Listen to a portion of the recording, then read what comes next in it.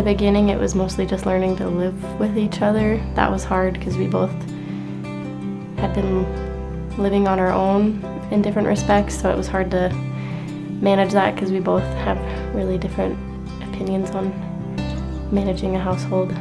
Reconciling your differences of opinions of the different things you might want, even if it comes down to like a small thing, like where you're gonna go eat out for dinner, but there has to be a real balance of self-care, but also being selfless. You give up a lot of maybe selfish desires or personal things that you maybe wanted, some goals or things that maybe just aren't going to happen now that you truly love and care about somebody else.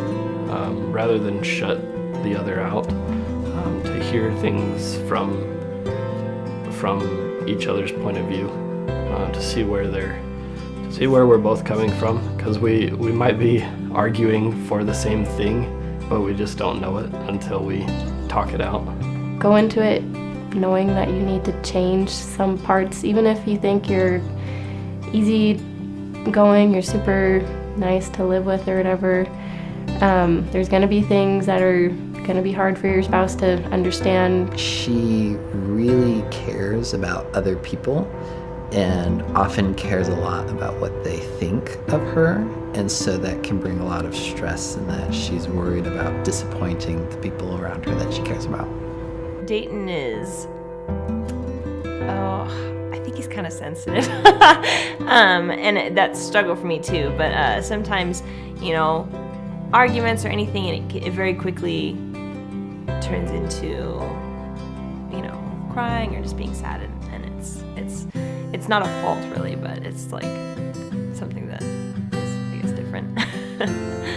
There is an adjustment period and no one's immune to that, so whether it's something that's pretty small or pretty big in comparison, you have to expect that. I think our culture has a strong mentality that marriage is almost like a test run. A lot of people say like test marriages nowadays. Try to hash everything out before you're married, because even though engagement feels like a really big commitment, marriage is a much bigger commitment, and so you really want to be very confident going into it, so don't be afraid to ask questions or work things out while you're engaged, because it will make your marriage better. Go with the flow of things and be okay if things don't go according to plan, because they almost never do. And being in a bad mood is never helpful when things don't go according to your plan. A good and appropriate thing to have in a relationship is to continue, especially marriage, is to continue the desire to get to know your companion. I mean, right before we got married, there were things I was finding out about Dayton that I didn't know before, and it was good to work out a lot of kinks before we got married instead of after.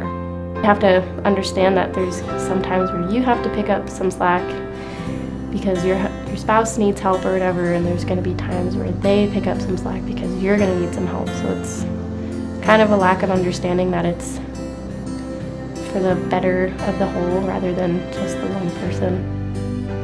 Being afraid to be committed to another person makes it that much easier to accept when problems arise that you can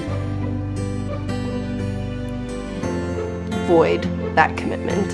I think two things that keep my wife and I together during hard times would definitely be, one, communication, that we're really good at talking and working things out, and two, just making sure that, I feel like religion plays a big part in our lives, and so just, going to church together and reading the scriptures together really help us stay together. Just have fun. I think really kind of enjoy life. Your early married life is special and it has unique challenges, but you only get to be a young married couple once. A lot of times marriage is such a codependent thing where you're working together that sometimes you do have to give up some of those really big pursuits and dreams. That's it. I mean, if you really love somebody and you trust them and you want to make things work, then you forgive them and things always get better from there.